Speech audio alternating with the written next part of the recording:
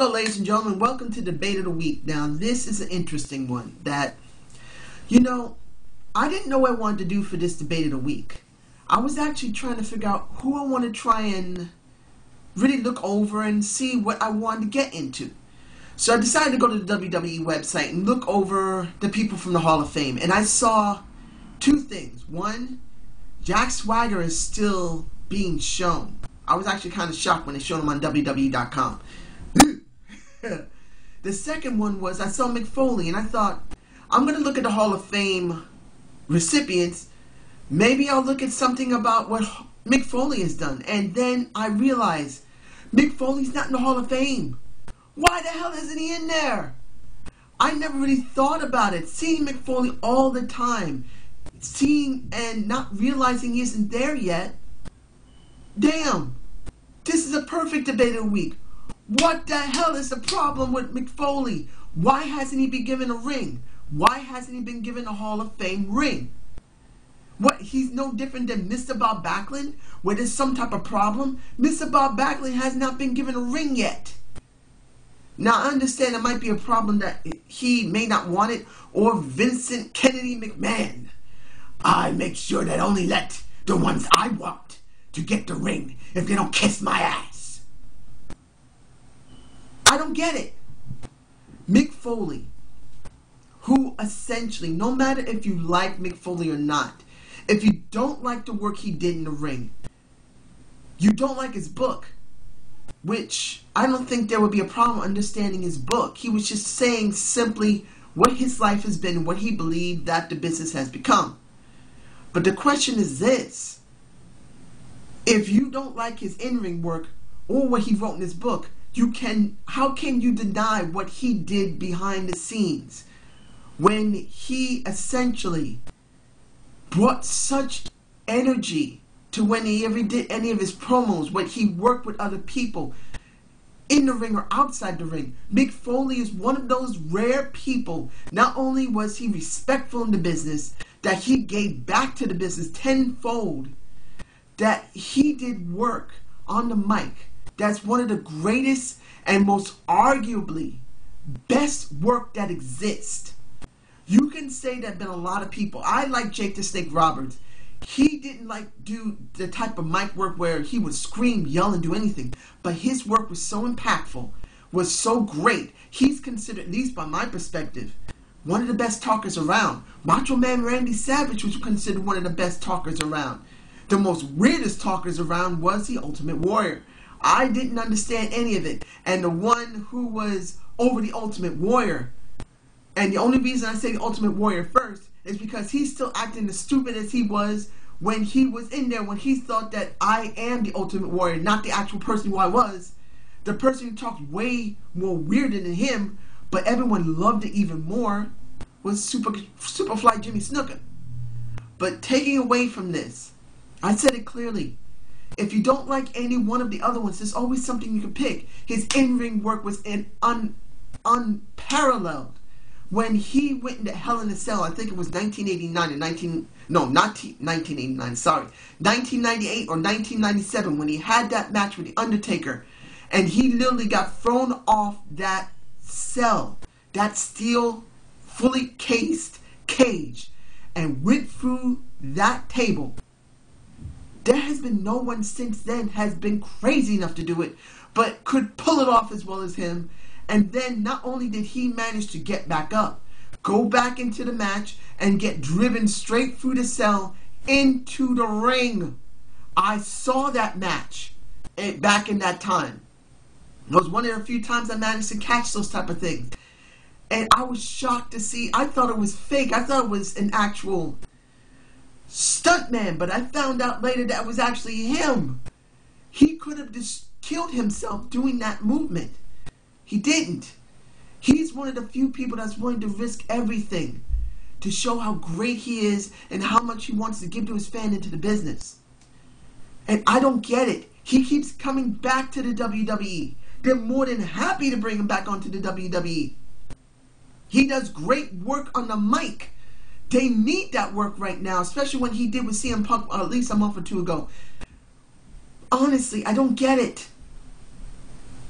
The man has got several titles from several different promotions. He got it from ECW. He got it from WCW,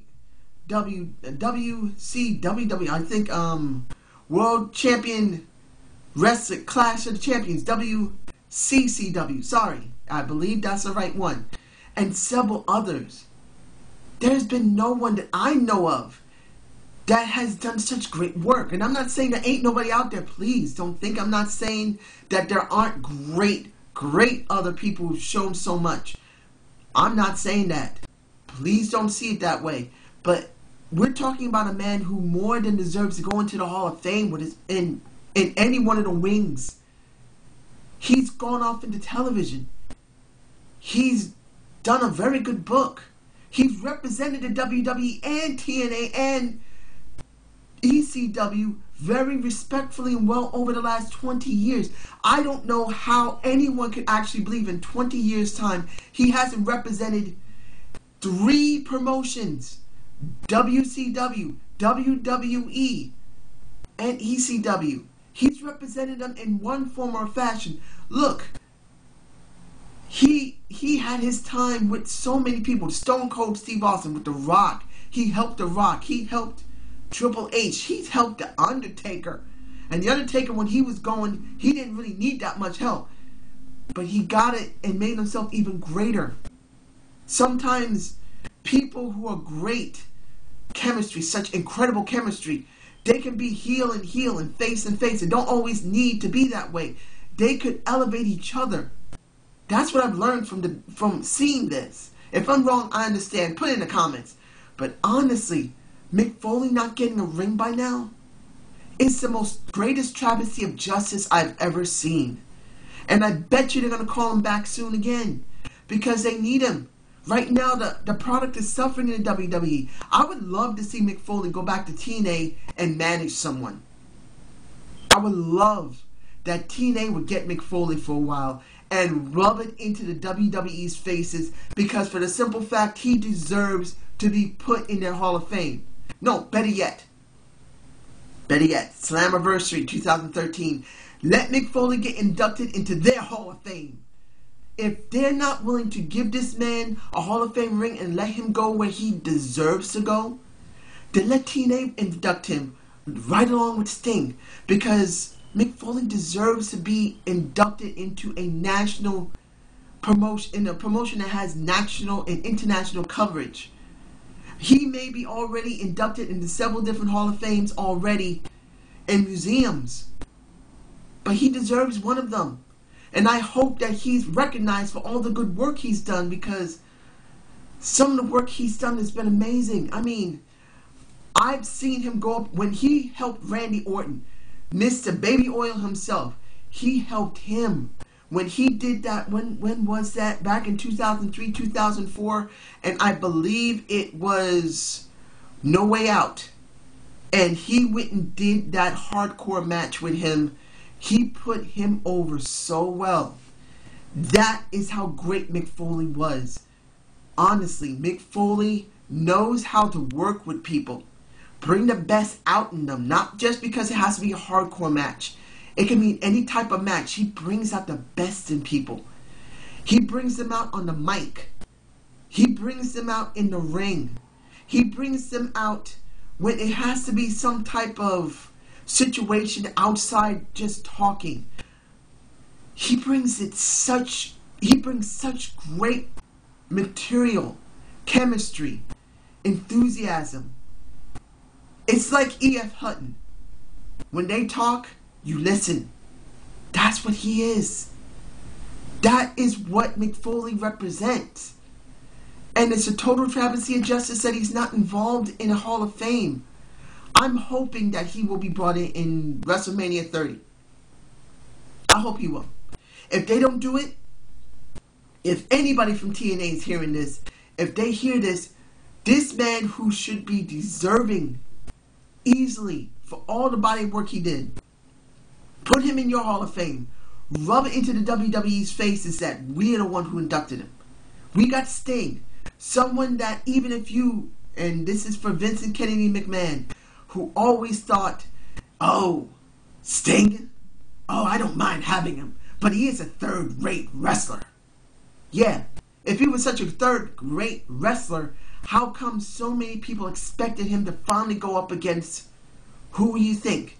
Who would you want? The Undertaker. The one thing that people are dying to see, that as far as I am concerned, from what I know, I would have loved to see The Undertaker go up against Sting. Two people with such great icons that no matter what you say about one promotion or another, these are the two of the people that people think about the most. Because you got Flair and Hogan already did their bit over in WCW. But to never see Sting and The Undertaker ever go after each other, it's a travesty of justice. I can understand Sting not wanting to go to WWE because he felt that, at least from my perspective, he felt they didn't really respect the body of work he did in the other promotions. The way that Vincent Kennedy McMahon viewed him, from what I can tell, he just didn't believe that he respected the work he did. And I can understand that Sting brings in whatever he has already done, like Ric Flair did. Sting deserves that type of respect, but I don't think he felt he was going to get it if he went. So that's the reason he never went. That's at least by my perspective. But in this case, it's kind of a loss for everyone because with Sting and The Undertaker would have been the ultimate. That could have been a WrestleMania 30 match that would never be forgotten. Not WrestleMania 29, like everyone thought. WrestleMania 30 would have been it. Well, 28. Sorry, that's my mistake. WrestleMania 30, not 28, when a lot of people thought it was going to be Sting, when we realized it was The Undertaker. But the thing is, I would have loved to see that.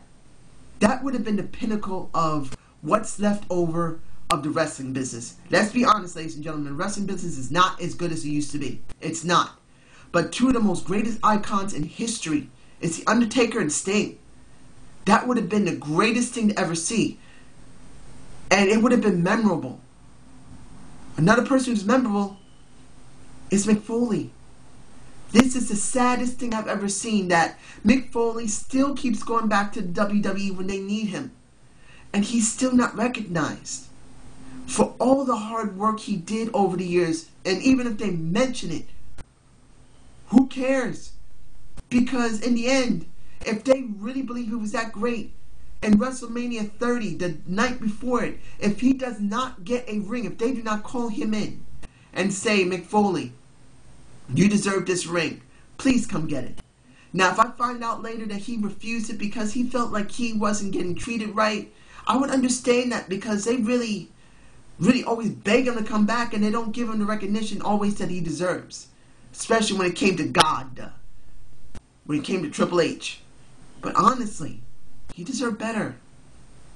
If he doesn't get in WrestleMania 30, and he didn't deny it or reject it, I hope when Slammiversary 2013 comes around that he's inducted into the TNA Hall of Fame.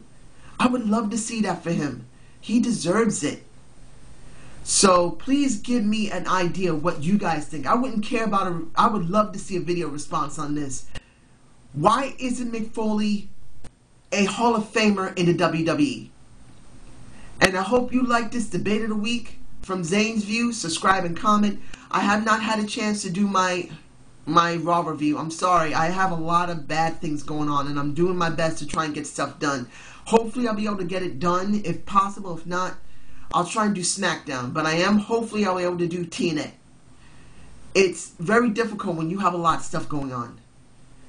And I hope you enjoy this show. Take care, ladies and gentlemen.